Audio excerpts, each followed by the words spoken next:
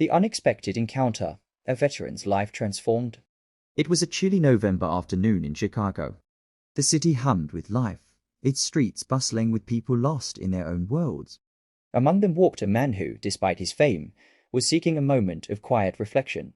Donald Trump, wrapped in a long blue-black coat and sporting his signature red tie, strolled down Michigan Avenue. Fresh from a business meeting, he had chosen to walk back to his hotel, hoping to soak in the energy of the city. But fate had other plans for him that day. As he neared Millennium Park, something stopped him in his tracks. There, huddled against the cold stone wall of a building, sat a woman.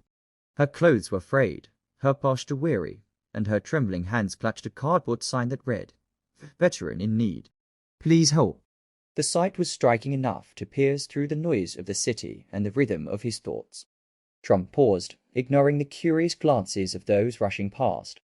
His gaze locked with hers, and in that moment, her tired, sorrowful eyes told a story no sign could fully convey.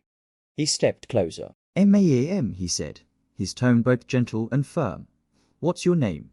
Startled, the woman glanced up, clearly unaccustomed to attention, let alone from someone like him. "Teresa," she replied hesitantly. "Teresa Hensley."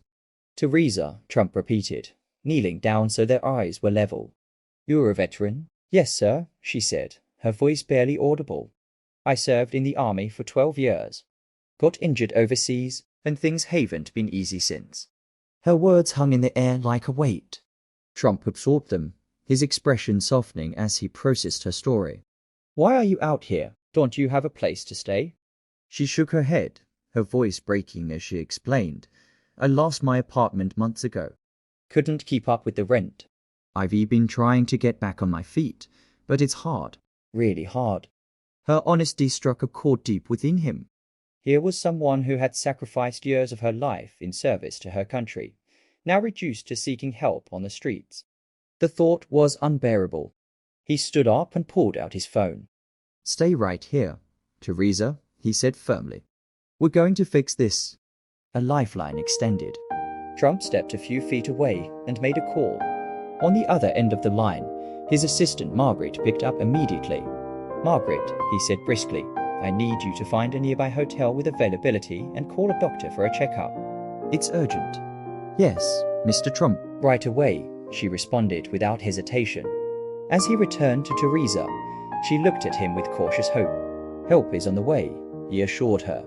But first, he waved down a food vendor nearby and bought her a steaming bowl of soup and a sandwich.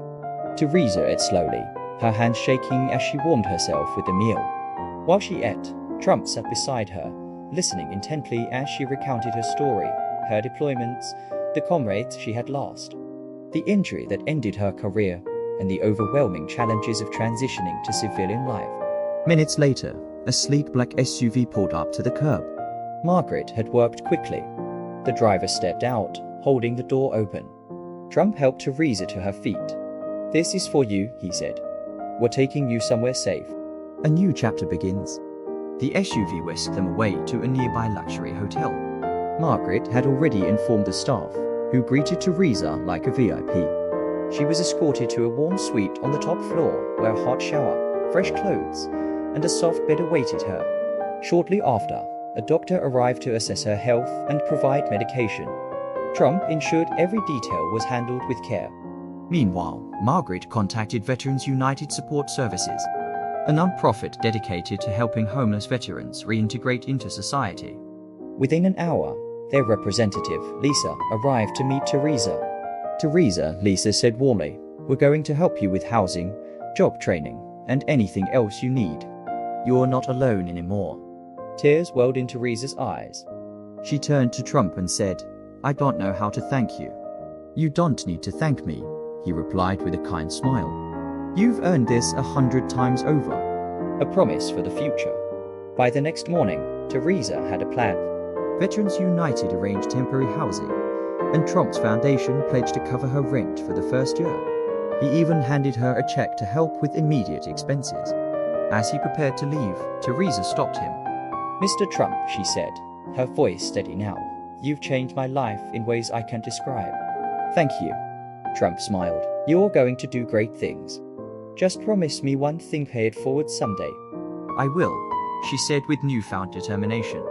As Trump stepped back into the bustling city, he felt a quiet sense of fulfillment. In a matter of hours, one life had been transformed,